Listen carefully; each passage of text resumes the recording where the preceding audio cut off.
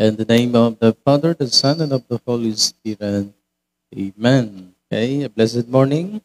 At panalangin ng biyaya ng buhay.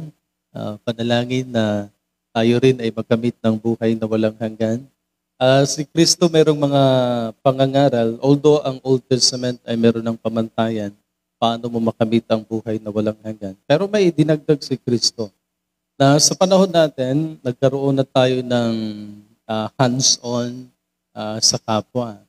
Dati kasi kailangan mong mamuhay na pure in heart. Wala kang pakialaw o sa kapwa, bahala na sila. Basta ikaw, dapat reassure mo ang iyong sarili mo para magkamit ka ng buhay na walang hanggan. So, ganun yung pananaw noon. Pero nung pagdating ni Kristo, meron na siyang iba't ibang pamantayan. Gaya ng pagkakawang-gawa, di ba? Yung pagtulong sa kapwa. Kaya nung nagtanong ang isang napakayamang Hudyo kay Kristo, paano daw makamit yung buhay na walang hanggan? So, ang unang tanong ni Kristo, ano ba ang nasusulat sa kautusan? Then sinagot naman niya na ganito ang kasulatan, huwag kang magnakaw, huwag kang pumatay, di ba? Mahalin mo ang iyong Diyos. So, isa yan sa mga batayan sa Old Testament, dapat sundin mo ang kautusan. And then sabi ni Kristo, gawin mo yan. At sabi ng isang mayamang lalaki, mula pagkabata, Panginoon, ay ginagawa ko na yan. Kaya ang akala na yan, reassure na siya sa buhay na walang hanggan. Pero, nung tinitigan ni Jesus itong mayamang lalaki, sabi niya, may isang bagay pang hindi mo nagawa. Ang ipagbili ang iyong ari-arian at ipamigay sa mga mahihirap. And then, sabi ni Jesus, bumalik ka. And then yun, magkamit ka ng kayamanan sa langit. So, mayroong pangalawang step at mayroong pang pangatlo, babanggitin ko mamaya. Kung noon ay kautusan ang batayan para maligtas ka at magkaroon ng buhay na walang hanggan, mayroon pang another option kung ikaw ay hindi Hudyo. Kasi yung mga Hudyo lang ang namuhay talaga sa kautusan mula pagkabata hanggang pagtanda. So, batas nila yon na dapat sundin mo yon. So, mayroong dalawa pang pamantayan na binanggit ni Kristo. At isa na yon yung bitawan na ang makadaigdig na kayamanan at ipamigay ito sa mga mahihirap. Yun, isa yan sa mga pamantayan din ni Kristo upang magkabit ka ng buhay na walang hanggan, ay tulungan mo yung walang-wala, yung mga nahihirapan. Gaya kay Sakeo, kung bakit sinabi ni Kristo, ang kaligtasan ay dumating ngayon sa sambahayang ito. Dahil ano ba ang sinabi ni Sakeo? Ang sabi ni Sakeo, kalahati ng kanyang kayamanan ay ipapamamahagi niya sa mga dukha. And then kung meron man daw siyang dinaya, 4 times na ipayo, ay ibabalik niya. So sabi ni Kristo doon, ang kaligtasan ay dumating ngayon sa sambahayang ito. So yun ang magandang nangyayari nung si Jesus ay dumating. So nang marinig ng lalaking mayaman ang sinabi ni Kristo, sa verse 22. Kaya ano ba ang reaksyon ng mayamang lalaki?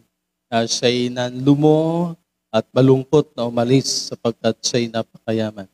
Kaya hindi niya kayang bitawan ang kayamanan para sa buhay na walang hanggan. So yun ang hindrance. Hindi lang yung mayaman na yon, para ito sa ating lahat. May mga taong nagmamahal sa daigdig, mas mahalaga pa ang daigdig kaysa kaharian ng Diyos. So, yun din ay maging hadlang paano makamit yung kaligtasan na buhay na walang hanggan. Ay yung pagiging materialistic natin, puro na lang material yung hangarin natin sa buhay, yun din ang maging hadlang para sa buhay na walang hanggan. Hindi niya kayang bitawan ang kayamanan para sa buhay na walang hanggan. Sa verse 24, ito pa ang binanggit ni Kristo. Mark 10:24, sabi ni Jesus, mga anak, talagang napakahirap para sa mga mayayaman na makapasok sa kaharian ng Diyos.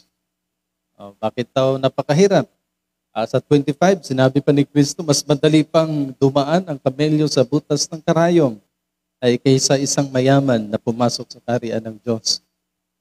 May ginamit si Kristo dito, mas madali pa daw yung kamelyo.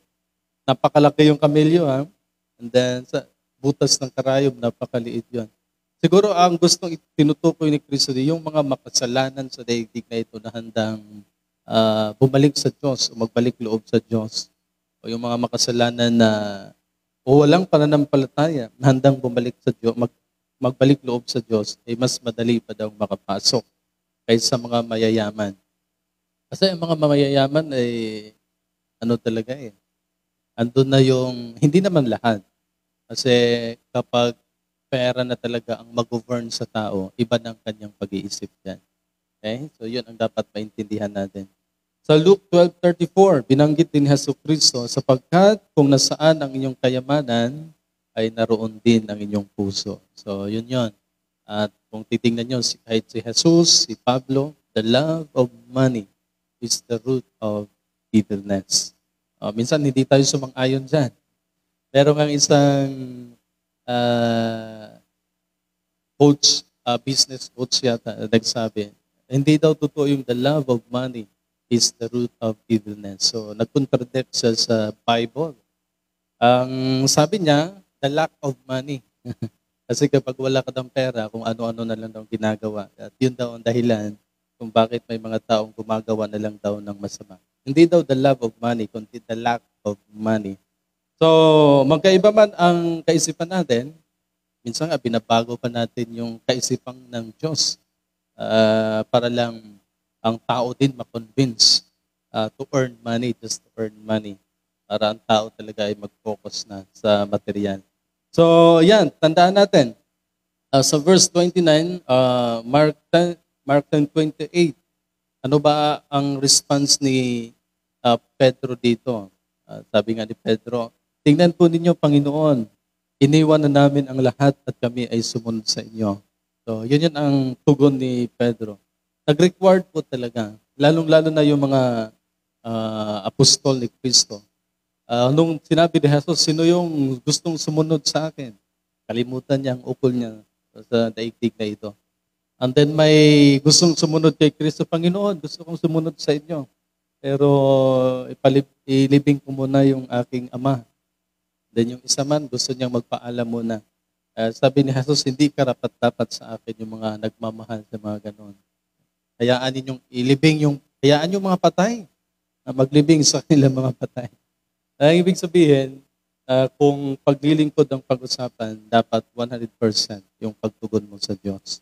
Hindi yung dahil may pamilya ka, dahil may trabaho ka, ang daming mga alibay. So yun ang magiging hindrance sa trabaho, sa gawain, sa misyon.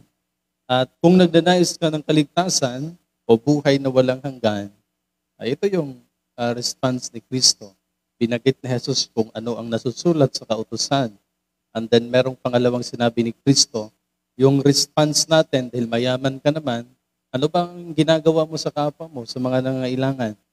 Baka sila'y namamatay na dahil walang makain. Ano ba ang response mo? Dahil ang mga Kristiyano, nagtutulungan, di ba, sa panahon ng mga apostol, ipinagpili nila ang kanilang mga ari-arian, then ipinamahagi sa isa't isa. So, ganun ang gawain ng mga Kristiyano. Now, kung naintindihan mo yung pagiging masusunurin o lingkod ng Diyos, o kaya mong ibigay ang iyong kayamanan. Kaya nyo ba? Hindi naman lahat. Kung hindi, sa kayo kalahati. Kalahati ng aking kayamanan, Panginoon, ay ibigay ko sa mga mahihirap. So, hindi naman kukunin lahat sa Diyos. Ang gusto lang makita ng Panginoon ay meron tayong concern sa mga nangangailangan. Kaya gamitin natin ang kayamanan, hindi sa mga bagay na hindi nakakatulong, kundi sa mga bagay na nakakatulong. So yan, kaya sa verse 29, ang sagot ni Kristo dito, ito pa, matindi ito. Tandaan ninyo, Mark 10:29, ang sinumang nag-iiwan ng kanyang tahanan, mga kapatid, mga magulang, mga anak, mga lupain, dahil sa akin at sa magandang balita, ay tatanggap siya ng buhay, ay tatanggap sa buhay na ito ng 100 ulit pa ng mga iyon. And then kasunod, sinabi ni Kristo, magtatamo siya ng buhay na walang hanggan. So yan, ito pa yan. Isa yan sa mga pamantayan ni Kristo, paano ka magkaroon ng buhay na walang hanggan. So bukod sa pagsunod sa kautusan at pagbitiw ng kayamanan, Para sa mga nangangailangan, makamit din natin ang buhay na walang hanggan sa pamamagitan ni Kristo. So ito yung idagdag ko sa inyo. Bukod sa pagsunod sa kautusan, pagkawang-gawa, pagtulong sa mga nangangailangan, may binanggit si Kristo sa John 6, 34, 54. Okay. Na binanggit ni Kristo itong tinapay ng buhay at yung tunay na inumin. Alam nyo, nung binanggit ni Kristo na siya ang tinapay na bumaba mula sa langit, nang sinumang kakain ito at ang kanyang dugo naman ay inumin, nang sinumang iinom dito ay magkamit ng buhay na walang hanggan. So, nagkaroon ng malalim na kaisipan o diskusyon ang tao nung binanggit ni Kristo na siyang tunay na pagkain at tunay na inumin. Ang kumakain ng aking laman at umiinom ng aking dugo ay may buhay na walang hanggan. At muli ko siyang bubuhayin sa huling araw. So, basahin niyo po yan John 6, 54. Marami siyang sinasabi dyan.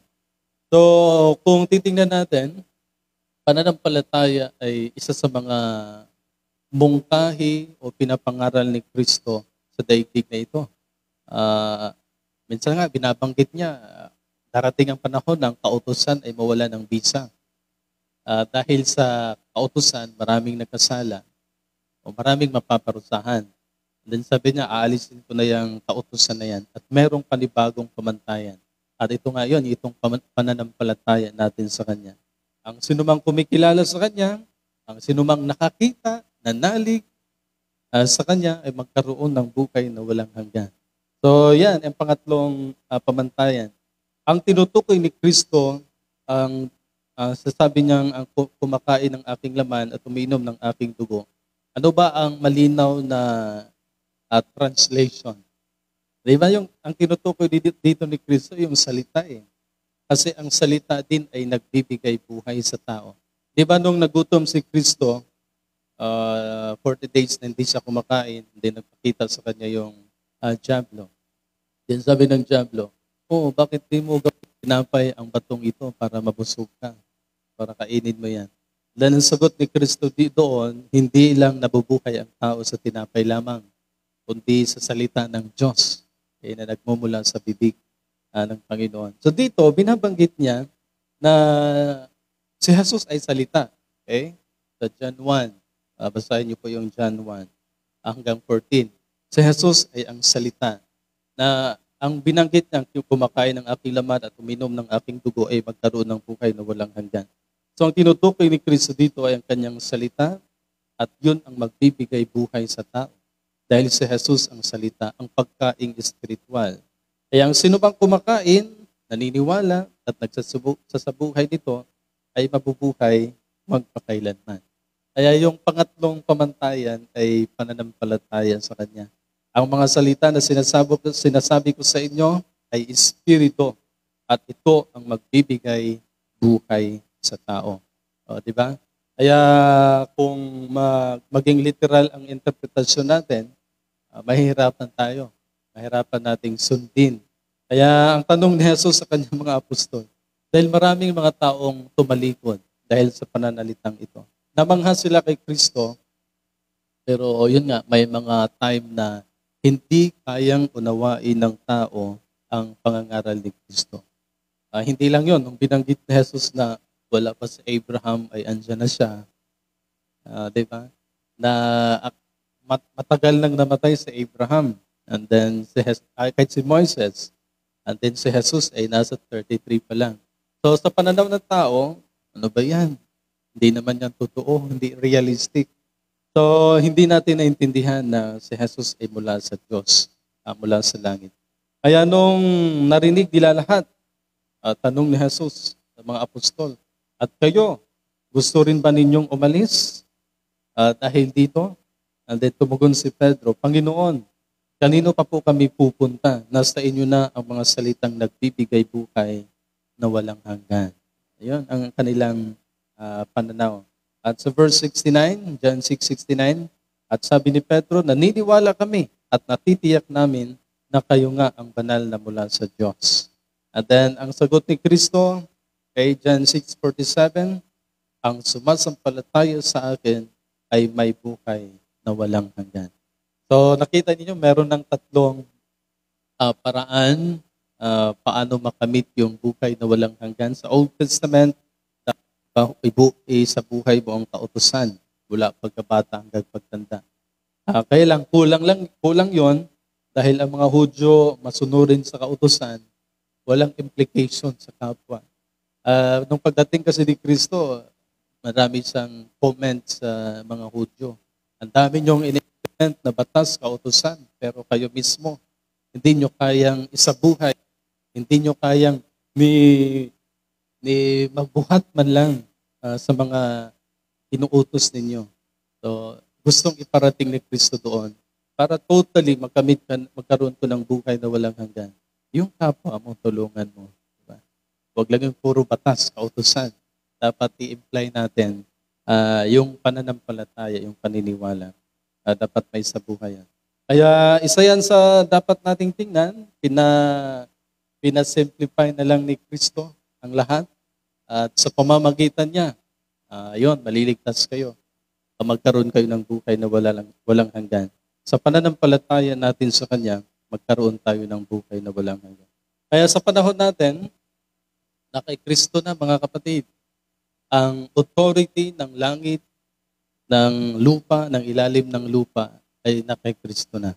So dapat maintindihan natin na mahalaga ang pagkilala natin sa Kanya, kay Jesus bilang tagapagligtas at anak ng Diyos. Dahil sinabi niya, ang sinumang hindi kumikilala sa akin, hindi ko rin siya kikilalanin. Diba? At sabi pa nga ni Kristo, darating yung panahon na maraming magsasabi sa akin, Panginoon, Panginoon, Panginoon, buksan niyo po kami. And then sasabihin ni Jesus, hindi ko kayo kilala. Dahil nga, kung bakit sinabi yan ni Kristo, dahil ang tao talaga, para bagang naniniwala kung merong Diyos. Kaya lang, hanggang doon lang.